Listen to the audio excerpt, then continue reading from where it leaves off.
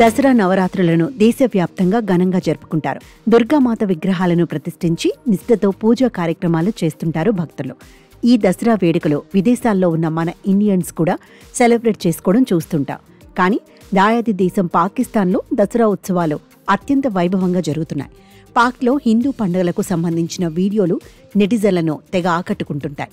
పాక్లో హిందూ పండుగలు జరగవేమో అని చాలామంది అనుకుంటారు. కానీ అక్కడ ఉండే హిందువులు ప్రతి పండుగను ఘనంగా జరుపుకుంటారనే విషయం ఇటీవలి సోషల్ మీడియాలో వైరల్ అయ్యే వీడియోల ద్వారా అంతా కళ్ళారా చూస్తున్నారు.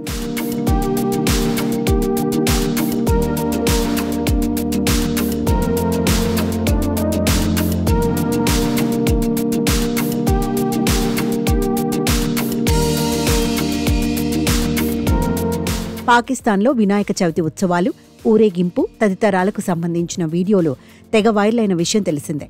తాజాగా ఇలాంటి పాక్లో దసరా ఉత్సవాలకు సంబంధించిన వీడియో ఒకటి నెట్టింట చక్కర్లు కొడుతోంది. సోషల్ మీడియాలో ఓ వీడియో తెగ వైరల్ అవుతోంది. పాకిస్తాన్ కరాచీలోని నారాయణపురా ప్రాంతంలో ఈ ఉత్సవాలు జరిగినట్లు తెలుస్తోంది.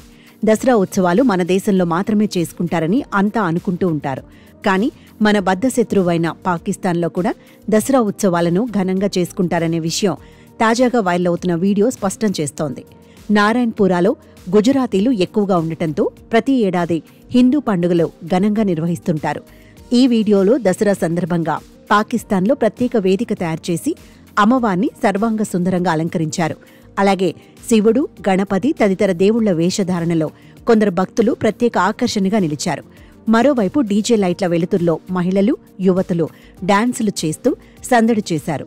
ఈ ఉత్సవాలకు భక్తులు అధిక సంఖ్యలో హాజరవడం అక్కడ హిందూ జనాభాను గుర్తు చేస్తోంది.